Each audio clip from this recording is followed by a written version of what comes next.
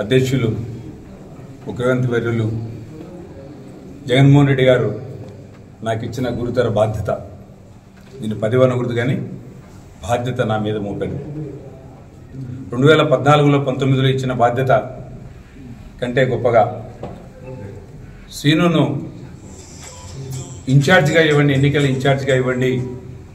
బాధ్యత శ్రీను చూసుకుంటాడు, పెద్దలతో పిన్నలతో చిన్నోళ్ళతో కూడా కలిసిపోతాడు, అందరినీ కలుపుకొని గెలుపుకు మార్గం వేస్తాడు, శ్రీనుకు ఆ బాధ్యత ఇవ్వండి అని చెప్పి జగన్ సార్ చాలా రోజులు అవుతుందని చెప్పి నాముతాన్ని కొన్ని కారణాల వల్ల లేట్ అయింది. నిన్న రాత్రి అనౌన్స్ చేయడం జరిగింది. నాకు ఈ బాధ్యత అప్పచెప్పడానికి కారకులైనటువంటి జగన్మోహన్ రెడ్డి గారు, పెద్దిరెడ్డి రామచంద్రారెడ్డి గారు, మిథున్ రెడ్డి గారు, అలానే రాయచోటి శ్రీకాంత్ రెడ్డి గారు, గడికోట శ్రీకాంత్ రెడ్డి గారు, మా సోదరుడు మక్బుల్ అహ్మద్ గారు, అలానే సీనియర్లు. ఎందుకంటే ఓ పదవి ఇచ్చేటప్పుడు నా గురించి చిన్న ఎంక్వైరీ జరిగింటుంది, సీనియర్ లీడర్లను అడిగింటారు. వీళ్ళందరూ ఎస్ అని చెప్పింటేనే నాకు ఆ బాధ్యత వచ్చింటుంది, సులభంగా రాదు ఈ బాధ్యతలు. ఈ పదవి, ఈ బాధ్యత నాకు రావడానికి కారకులైనటువంటి వైఎస్ఆర్ కాంగ్రెస్ పార్టీ కార్యకర్తలు, ప్రత్యేకించి శ్రీనివాస్ రెడ్డి నాయకత్వాన్ని నమ్మి నా వెంట నడిచినటువంటి నా అనుచరులు, గత 15 ఏళ్లుగా పోరాడుతున్నా కూడా ఏ పదవి రాకపోయినా నా మీద నమ్మకం ఉంచి నన్ను వాళ్ళ భుజాల మీద మోసినటువంటి నా అనుచరులు, నా కార్యకర్తలు, వాళ్లకు నా జీవితాంతం రుణపడి ఉంటా. నా భవిష్యత్తే సరిగా కనపడినప్పుడు వాళ్ళ భవిష్యత్తు గురించి క్వశ్చన్ మార్క్ వేసుకోకుండా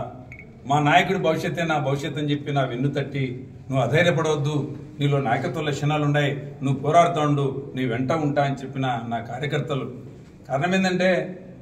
ఏ నాయకుడు కూడా పదవులు లేకుండా సుదీర్ఘకాలం ప్రయాణం చేయాలంటే కష్టంతో కూడుకున్న పని ఈ నేటి రాజకీయ పరిణామాల్లో. అలాంటిది నాకు ధైర్యం చెప్తూ, ఇలా నడుచుకో, నువ్వు అధైర్యపడద్దు, మేము ఉండామని చెప్పి ఈ నియోజకవర్గ ప్రజలు, నాయకులు, కార్యకర్తలు, స్నేహితులు, శ్రేయోభిలాషులు, నా కుటుంబ సభ్యులు, నా తల్లిదండ్రులు నాకు ఇచ్చిన ధైర్యం, మొక్కువని సడలి వదలకుండా నువ్వు పోరాడు, నీ జీవితం అంతా నువ్వు పోరాడుతాండి అని వాళ్ళు చెప్పినప్పుడు ఈ భుజాన జెండా వేసుకొని మోసిన రోజుల్లో, జెండా నాకు ఎప్పుడు బరువు కాలేదు, కానీ నా భుజం ఎప్పుడైనా నొప్పి అనిపించినప్పుడు ఈ జెండాని పక్కకి భుజానికి మార్చుకునే తప్ప జెండాని ఎప్పుడు కిందికి దించాలని నిద్రలో కూడా అనుకోలేదు.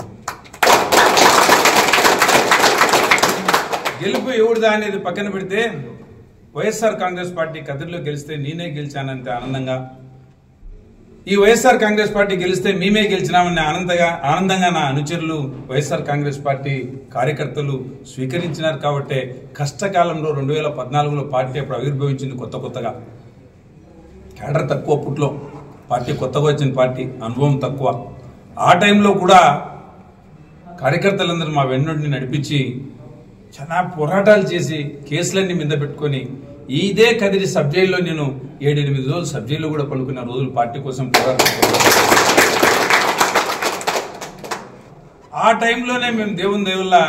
తక్కువ మెజార్టీనే కావచ్చు, 1050 ఓట్లు, తక్కువ ఓట్ల మెజార్టీ కావచ్చు, కానీ అంత కష్టకాలంలో ఆ ఓట్లు మాకు పెద్ద మెజార్టీ ఓట్లుగా భావించే రోజు గెలుచుకోవడం జరిగింది. నెక్స్ట్ 2019 ఎన్నికల్లో వైఎస్ జగన్మోహన్ రెడ్డి గారు బ్రహ్మాండమైన ప్రతిపక్ష పాత్ర పోషించి రాష్ట్రం నలుమూలలా తిరిగి ప్రజల యోగక్షేమాలు తెలుసుకొని వాళ్ళ కోసం ప్రత్యేక మేనిఫెస్టో రిలీజ్ చేసి తన నాయకత్వాన్ని నిరూపించుకొని ప్రజలు ఈ నాయకుని అడుగుజాడల్లో నడవాలా, ఈ నాయకుని సీఎం పోస్టులో ఒక మారు చూడాలని, ఒక్క మారు జగన్కి అవకాశం ఇవ్వాలనే పాత్రతో ఉండి బ్రహ్మాండమైన గాలి తగిలినప్పుడు ఎస్ మేమందరం కష్టపడటం, ఆ గాలిలో బ్రహ్మాండమైన 29,000 ఓట్ల మెజార్టీ తావడం, రెండో పారి కూడా ఆ విజయంలో నా వంతు బాధ్యత కూడా. ముచ్చటగా 2 మార్లు మనం వైఎస్ఆర్ కాంగ్రెస్ పార్టీ ఈ కదిరి నియోజకవర్గంలో గెలవడం జరిగింది. ఇది 3వ మారు. బ్రహ్మాండమైన పాలన, 5 ఏళ్ల సంక్షేమ పాలన, అభివృద్ధి పాలన. కష్టాలలో కూడా ఈ రాష్ట్ర ప్రభుత్వం కరోనా వచ్చినప్పుడు కూడా ప్రపంచ దేశాలు కొత్తలాడిపోయి అల్లాడిపోయిన టైంలో కూడా మార్గదర్శకంగా నిలబడినటువంటి ఈ రాష్ట్రం వాలంటీర్ వ్యవస్థ ద్వారా, గ్రామ సచివాలయ వ్యవస్థ ద్వారా ప్రజలకు ఎప్పుడు ఎవరికి కరోనా వచ్చిందో కనుక్కొని ఆ క్షణమే వాళ్ళకు మందులు పంపిస్తూ, కిట్లు పంపిస్తూ, ఆ ఇంటికి సరుకులు పంపిస్తూ, ఇంట్లో పెద్దలు తల్లిదండ్రులు ఏమైనా సరిగా చూసుకున్నారో లేదో తెలియదు కానీ ఆ పేషెంట్ దగ్గరికి పోయేదానికి ఇబ్బంది పడినారేమో తెలియదు కానీ ఈ రాష్ట్ర ప్రభుత్వం